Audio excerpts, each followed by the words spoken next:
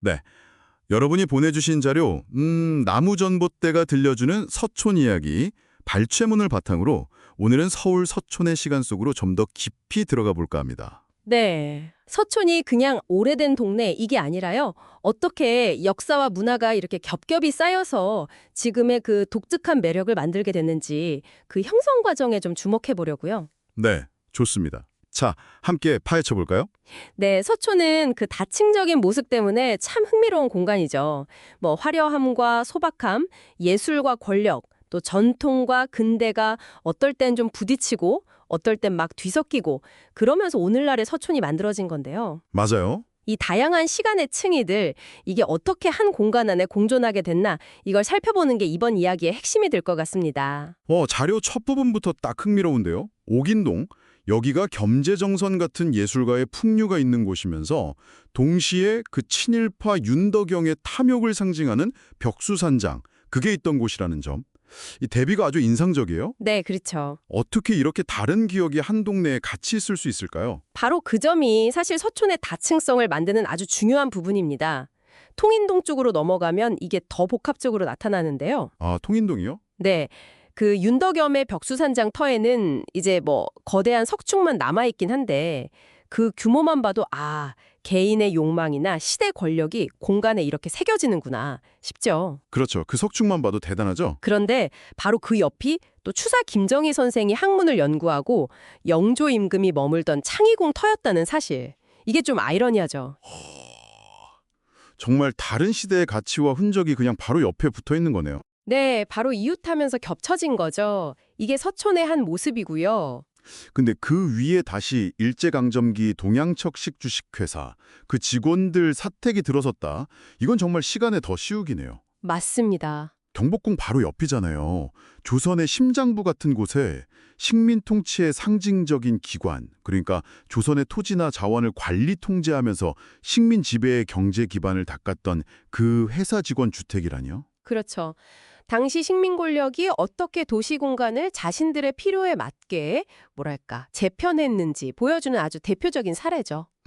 경복궁 옆 좋은 자리에 회사, 지금 하나은행 본점 자리인데 거기까지 전차로 출퇴근하기 좋은 직주근접 지역으로 만든 겁니다. 아, 출퇴근 때문에. 네, 일부는 지금도 주택으로 쓰이고 있다는 점이 그 흔적이 계속 이어지고 있다는 걸 보여주고요. 이렇게 권력의 변화가 도시의 물리적 구조나 경관에 직접 영향을 주면서 또 한 겹을 쌓은 거죠. 이런 인위적인 변화 아래에도 더 오래된 도시의 맥락이 있다는 점도 나오는데요.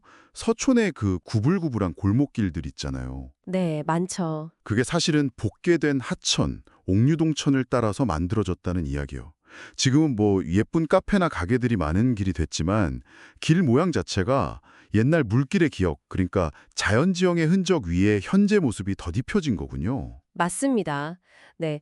아스팔트 아래로 옛날엔 계곡물길이 흘렀다. 이걸 상상하면서 걷는 건 서촌을 좀 다른 차원에서 경험하는 방법이죠. 아, 그러네요. 눈에 보이지 않는 과거의 지형이 현재 도시 구조나 사람들 동선에 여전히 영향을 미치고 있다는 것. 이것도 서촌의 물리적인 다층성을 만드는 중요한 요소입니다. 현재의 활기찬 모습하고 보이지 않는 과거가 딱 중첩되는 거죠. 건축물에서도 그런 시간의 겹침이 보이더라고요. 그 2층짜리 점포형 한옥 이야기, 이것도 인상 깊었어요.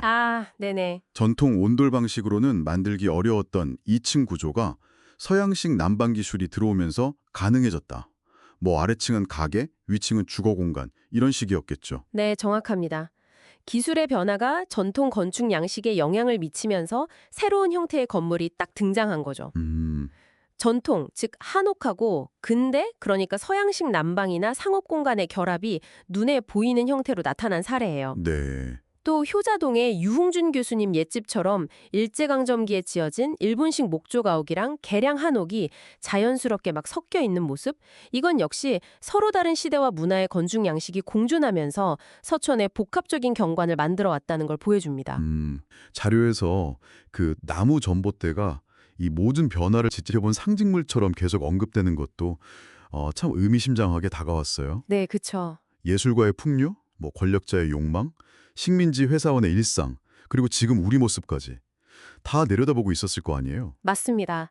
그 나무 전봇대 같은 오래된 사물들은 그 자리에 계속 있으면서 수많은 사람들의 삶, 또 시대의 변화를 압축적으로 보여주는 증인 같은 거죠. 네. 유홍준 교수님의 어린 시절 집처럼 특정 장소는 또 개인의 기억이랑 연결되면서 역사의 한 조각이 되기도 하고요. 예술가, 왕족, 친일파, 식민지 관료, 평범한 주민들, 그리고 이제 막 오늘날의 방문객까지 이렇게 다양한 주체들의 삶과 이야기가 켜켜이 쌓여서 서촌의 그 독특한 질감, 이걸 형성한 겁니다. 듣고 보니까 서촌의 매력은 결국 이런 극명한 대비와 공존, 그 시간의 겹침 자체에 있는 것 같아요. 그렇죠. 예술과 정치, 전통과 근대, 아픔과 아름다움이 그냥 한 골목 안에서 다 숨쉬고 있으니까요. 나무 전봇대가 안내하는 시간여행이라는 표현이 그래서 더 와닿네요. 그렇습니다.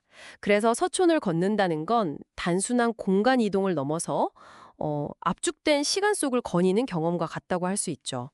오늘 우리가 나눈 이야기는 서촌이라는 그 두꺼운 책의 몇 페이지, 정말 일부를 넘겨본 것에 불과할 겁니다. 네, 오늘 서촌의 다층적인 매력이 어떻게 형성되었는지 함께 살펴봤는데요. 어쩌면 여러분이 매일 지나는 익숙한 동네길이나 건물에도 이렇게 미처 발견하지 못한 시간의 겹들이 숨어 있지 않을까요? 그럴 수 있죠. 잠시 멈춰서서 익숙한 풍경 너머의 이야기를 한번 상상해 보는 건 어떨까요?